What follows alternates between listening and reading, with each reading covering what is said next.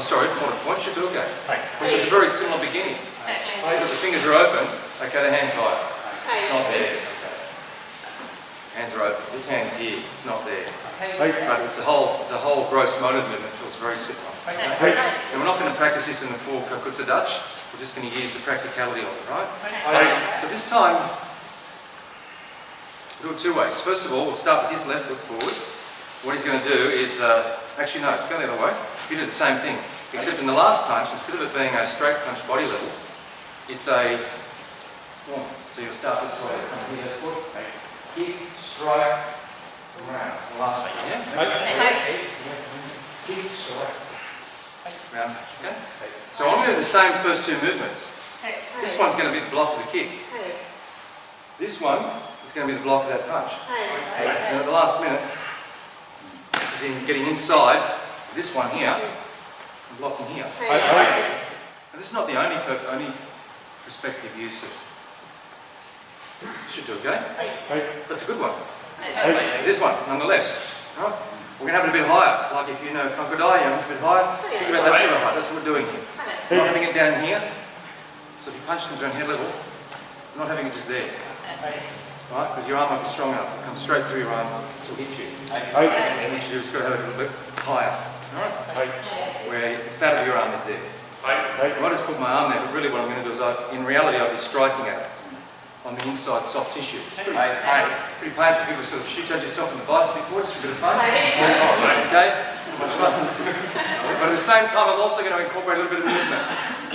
So I'm going to do something that kind of, you might say, resembles a Kakutsu Dutch movement, except it won't be a full-blown, full-length Kakutsu Dutch. And that will mean getting just to the inside of this round incoming technique.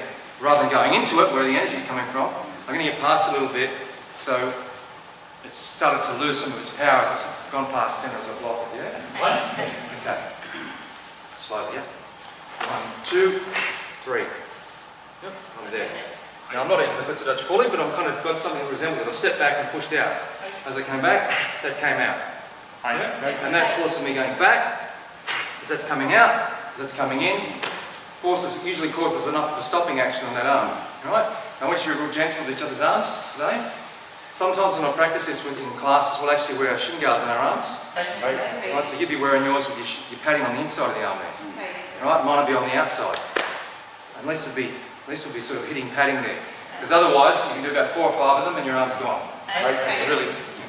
So anyway, again, 1, 2, 3. Yep.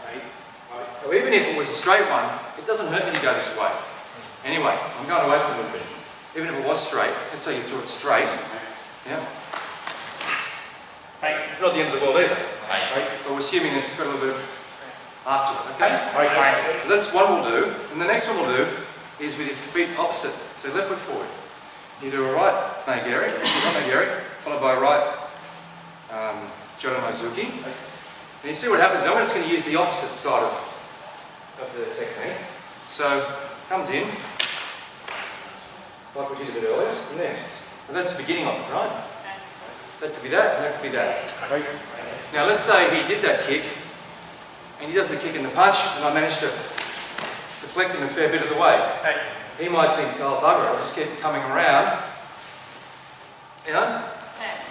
My hand's got to be there, it's an insurance policy. Because he might kick, punch, and go, oh, and just swing. Because I've taken him that way, and instinctively just swing around. That's where this one can be used too. And by the way, be careful with this one too, because when you crack back onto the back of the arm, right, smacking that full Shuto, just back there, that arm will be at least temporarily disabled. The inside hurts the muscle, the outside just hyperextends and jars the elbow. It's not a bad technique. Bearing in mind, it's probably going to be, I mean, if it was a swinging elbow, probably wouldn't reach me. The swinging arm probably would reach me there.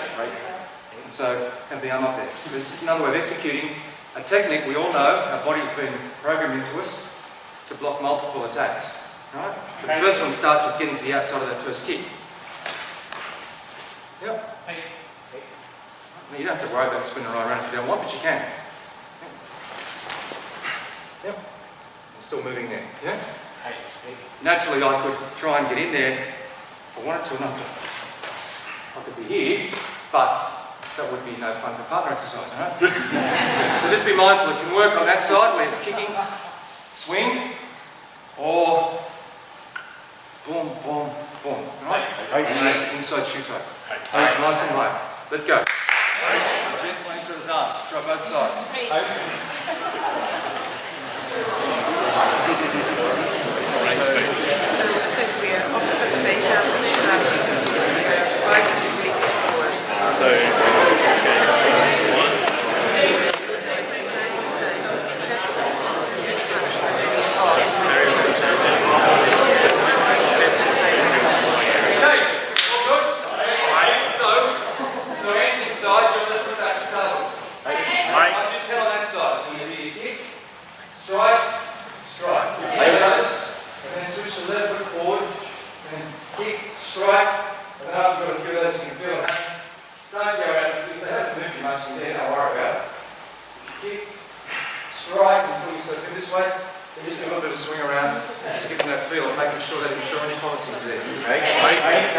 That's why you're there.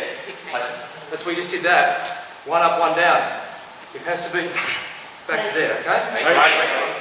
And yes, it's quite a big movement. We could just duck under it. But one of the things we also need to remember about original blocks, the R-rated version, is the blocks were designed to disable arms. Or break limbs, right? Break bones. They weren't just designed to deflect. So in reality, striking out into the back of the arm is attacking the attacking arm on the inside. Now we won't do that with each other, but let's be mindful. Whilst it might look all very traditional, would you really use that block? It's not a block. I'm smashing the arm. That way. Ready? The other will change roles. Work hard.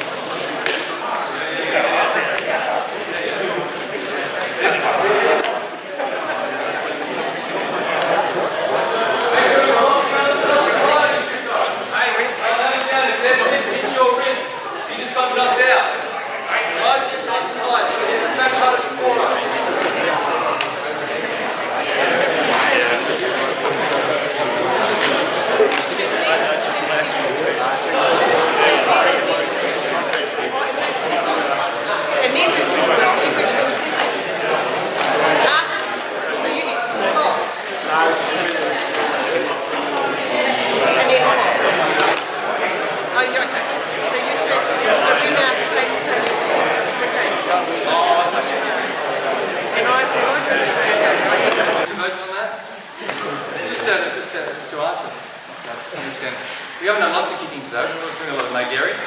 We'll do kicking tomorrow morning first thing, right? At camps I try not to do lots and lots of kicking on the Saturday, because otherwise people's legs can be blown out for Sunday. So we'll do some in the morning and then they'll be blown out, but you'll be still training. I haven't had a night for them to go stiff and cramp up on the Sunday. So we haven't forgotten about it. Alright, so that's our... No ducking tomorrow, Shuhana. If you want, you can Get in Brian, Shuto Uke, all part of that one movement.